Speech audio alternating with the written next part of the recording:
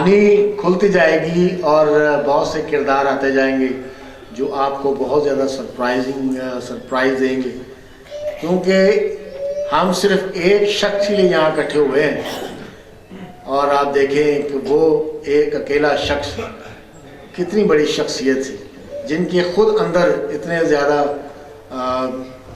لوگ تھے، کہتے ہیں کہ ہم سفر چاہیے ہجوم نہیں، ایک ہی قافلہ ہے مجھے۔ سو اللہ پاک ان کو غریق رحمت کرے، جتنے بھی لوگ یہاں پر ہیں سب ان کی محبت میں آئے ہوئے ہیں۔ ایک اور شخصیت، ایک اور ان کا اسٹوڈنٹ، ان کی بڑی تابعداری میں رہے ہمیشہ، اب تک بہت محبت کرتے ہیں، ہر سال موقع پہ ان کے لیے کالم لکھتے ہیں۔ تو ہم سب لوگ کوشش کر رہے ہیں کہ ان کو زندہ رکھا جائے، اور ہم مرتے دم تک، جب تک ہم زندہ ہیں، یہ کرتے رہیں گے۔ آج یقین مانیں کہ آج مجھے یہاں پر بات کرتے ہوئے، ہم چونکہ پروفیشنل لوگ ہیں، ہم باتوں کا ہی سلسلہ چلتا ہے، کھاتے پیتے ہیں، یہی ہماری کمائی کا، روزی کا ذریعہ ہے، لیکن کتنا پریشر ہے میرے اوپر کہ مجھ سے بات نہیں ہو رہی، کیونکہ آج جس شخص کے پلیٹ فارم پہ میں یہاں کھڑا ہوں، میرے اوپر اتنا پریشر ہے، اتنے بڑے بڑے لوگ بیٹھے ہوئے ہیں، ان کے سامنے میری لب کشائی کی جرت نہیں ہو سکتی، لہٰذا میں ایک فرض ادا کرتے ہوئے، میری غلطیاں بھی بہت زیادہ ہوں گی اور ہو رہی ہیں، اس کے لیے میں معذرت چاہتا ہوں۔ تو یہ محبت کا ہی تقاضا ہے، میں جس قدر ان سے محبت کرتا ہوں اس کا میں بیان نہیں کر سکتا ہوں، وہ میرا اللہ ہی جانتا ہے کہ میں کتنی محبت کرتا ہوں ان کے ساتھ۔ تو اسی طرح ایک اور میرے بہت قابل احترام بھائی دوست ہیں تو مجھ سے چھوٹے، لیکن کام ان کے ماشاءاللہ بہت بڑے ہیں، میں چاہتا ہوں کہ وہ یہاں آئیں اور اپنے محبت کا، اپنے خیالات کا اظہار کریں۔ جناب توفیق بٹ صاحب سے گزارش ہے کہ وہ یہاں تشریف لائیں۔ جناب توفیق بٹ صاحب۔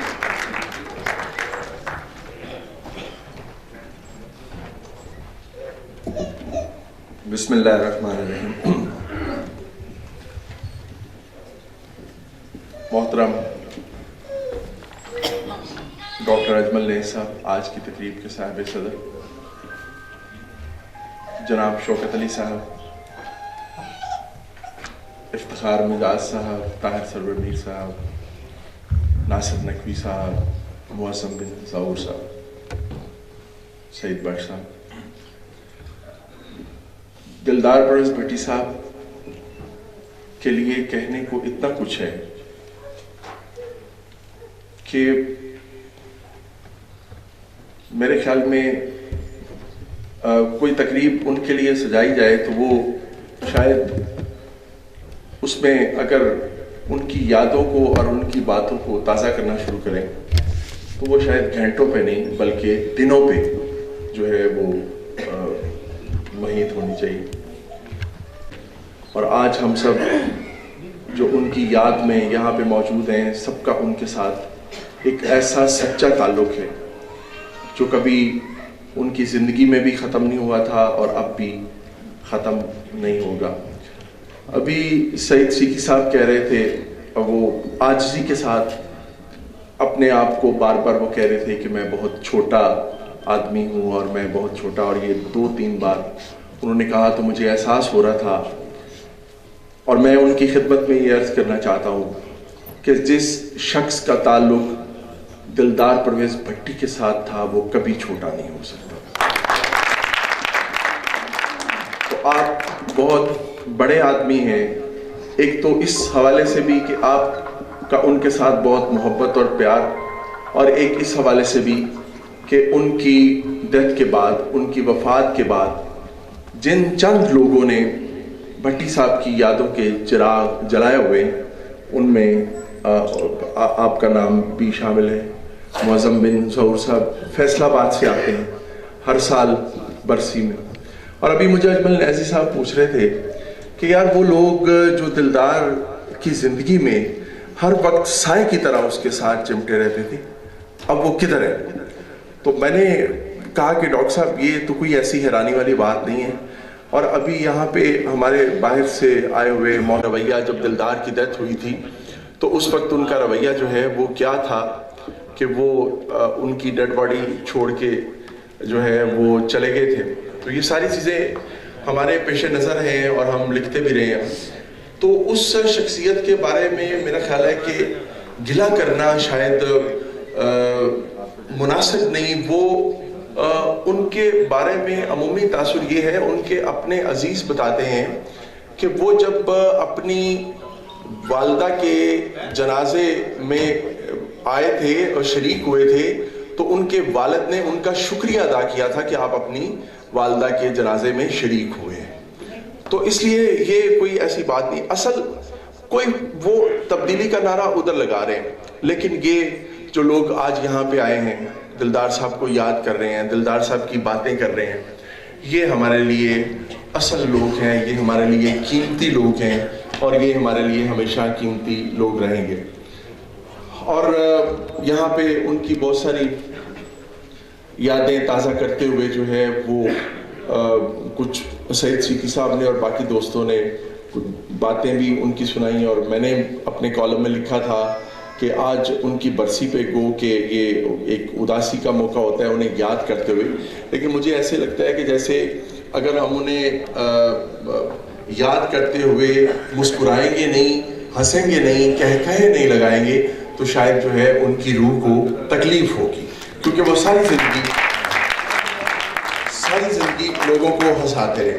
تو ایک دو واقعات مجھے یاد آتے ہیں, وہ میں بھی آپ کی خدمت میں پیش کر دیتا ہوں. ایک دفعہ میں صبح سویرے ان کے پاس گیا, تب میں ایف سی کالج میں تھا, وہ بھی ایف سی کالج میں تھے. تو میں ان سے ملنے کے لیے گیا صبح, تو میں نے بیل دی جا کے گھر کی, اور بغیر وقفے کے دوسری دفعہ بیل دے دی اور پھر تیسری دفعہ بیل دے دی. تو میں نے دیکھا کہ دروازہ کھلا ان کے گھر کا, اور ایک ہاتھ مجھے نظر آیا جس میں ایک دیگچی ہے. تو میں نے پہچان لیا کہ یہ بھائی جان دلدار بھٹی صاحب کا ہاتھ ہے. تو میں نے کہا کہ بھائی جان میں توفیق بٹ. تو وہ باہر آگے دروازے سے اور کہتے ہیں کہ اچھا یہ تو پروفیسر صاحب آئے نے. میں سمجھا کہ انی بدتمیزی نال بیل دودھ والا ہی دے سکتا ہے.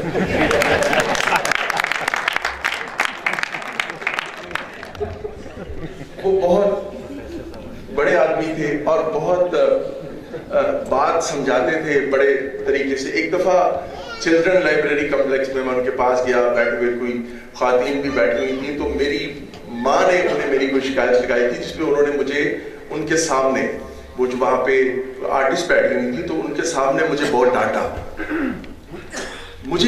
میں عموماً ان کی بات کا بالکل برا نہیں مناتا تھا, کوئی بھی نہیں مناتا تھا, ان کے وہ بڑے آدمی تھے. لیکن اس روز مجھے احساس ہوا کہ جیسے وہ زیادہ میرے ساتھ جو ہے ان کا رویہ ذرا سخت ہو گیا ہے. تو میں خاموشی سے ان کی جھٹکیاں سنتا رہا, اور اس کے بعد انہیں بھی احساس ہو گیا کہ یہ تھوڑا زیادتی ہو گئی ہے.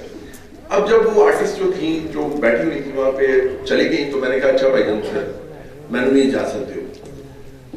تو کہنے لگے نہیں یار بیٹھ جا چلا جائے. میں کہ نہیں چلے گئے. تو انہوں نے کھانے کا آرڈر دے دیا, اور وہ کھانا آیا جب, تو میں بیٹھا ہوا ایسے ہی موڈ بنا کے.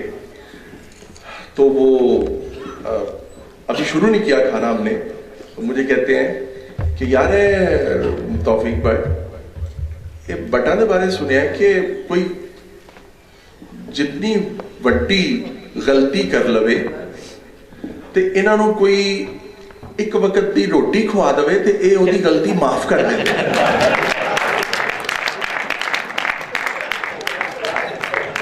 اب یہ اتنا مجھے احساس ہوا کہ یہ کیا کہنا چاہ رہے ہیں. میں نے ان کا ہاتھ پکڑ لیا, میں کہا یہ بھائی جان یہ کوئی ایسی بات نہیں, آپ نے ایک ایسی بات کی. تو بے شمار یادیں باتیں ان کی. اور وہ ہماری, میں ابھی کاکے سے پوچھ رہا تھا کہ بھابھی نہیں آئی, تو انہوں نے بتایا کہ ان کی طبیعت ٹھیک نہیں. تو ایک بات مجھے ان کے حوالے سے بھی یاد ہے جو وہ خود سناتے تھے, کہتے تھے کہ یارو